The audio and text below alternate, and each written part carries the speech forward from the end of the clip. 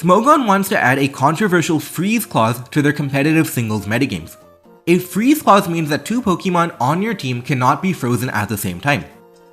Most singles competitive Pokemon is not played in the actual games but on a simulator called Pokemon Showdown that tries to accurately replicate Pokemon as much as it can. This is for quality of life. It's easy to play other players and you don't need to breed Pokemon. The implementation of a freeze clause would mean that if a second Pokemon is about to get frozen, Pokemon Showdown would block the freeze from happening. This is not something that can be replicated in-game. Smogon is a de facto authority on competitive singles Pokemon. They are unofficial though. The official format is a 4v4 doubles format known as VGC. However, because singles is how most people play Pokemon, Smogon naturally has a big following. Smogon wants to implement a freeze clause because they want to make the game more competitive. Having a Pokemon frozen is brutal because it can't move anymore and you don't know when it can. One frozen Pokemon is bad enough, but having two Pokemon frozen is basically game over. Smogon wants to prevent that from happening. In particular, players of Generation 4 want freeze clause the most.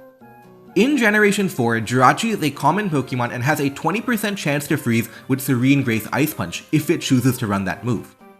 But more than that, there are a lot of defensively oriented teams in Generation 4 OU, which is standard play.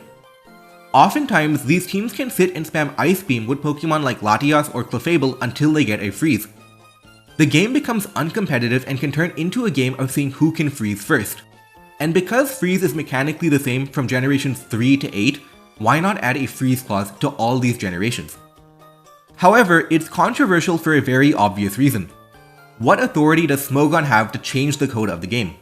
A Pokemon simulator is supposed to simulate the games, not add their own mechanics. A freeze clause is notably different from other Smogon bans because other Smogon bans are a rule set. When Smogon bans a Pokemon like Kyurem for being overpowered, all that means is players are agreeing not to use Kyurem. When Smogon bans evasion moves like Double Team, all that means is people are agreeing not to use Double Team. This is stuff you can do while playing on the cartridge, but you can't agree to not freeze the opponent, that's not how it works. So should Smogon change the code of the game itself on their simulators? The counter argument is who cares? Removing double freeze is a good thing. Smogon is unofficial and will never be official, so who cares? Within reason, we can change the game to make it more competitive. Also, Smogon already deviates from the cartridge anyway. There are two types of deviations. One is quality of life. For example, Pokemon Showdown shows the percentages and PP of every Pokemon in the battle, which is not shown in-game. However, this is merely quality of life. Every person playing Pokemon is capable of keeping track of things like PP and health with a pen and paper. Pokemon Showdown just does that for you because there's no real skill in keeping track of numbers, it's just tedious to do. Pokemon Showdown also displays damage in terms of percentages instead of pixels like in-game.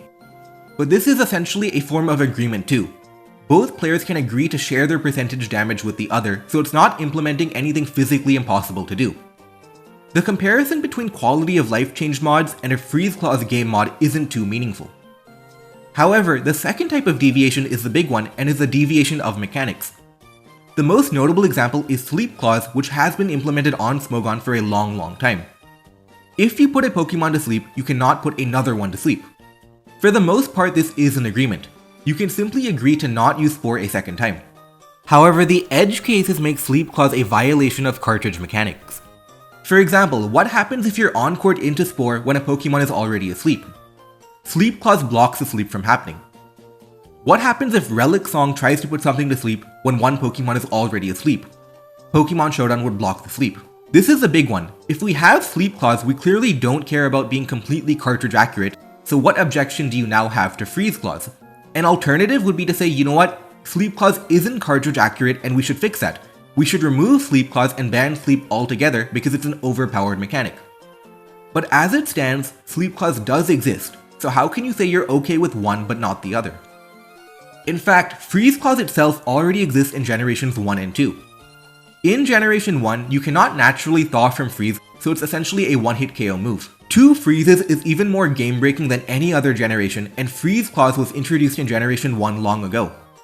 If we can have a Freeze Clause in Generation 1, why can't we have it in the other generations? It is worth noting that none of these clauses came without controversy. The same controversy that is happening now happened for Sleep Claws and Generation 1 Freeze Claws. It's also worth noting that Sleep and Freeze Claws originated from the Pokemon Stadium games. That's where the idea comes from. Another small difference is the timer. Older Pokemon games didn't have any timer restrictions, so you could implement a timer however you wanted. But the later Pokemon games have a hard 20-minute cap in Wi-Fi battles. That cap is not implemented on Pokemon Showdown. So where do you stand? Do you think Freeze Claws should be implemented in all generations? Should they only add it in Generation 4? Should they not add it at all? Should they get rid of Sleep Claws? Let me know down in the comments below what you think of the controversy. Also, check out my Nuzlocke of Heart Gold where I had to use a Horsey in the Elite Four because I was playing with no evolutions.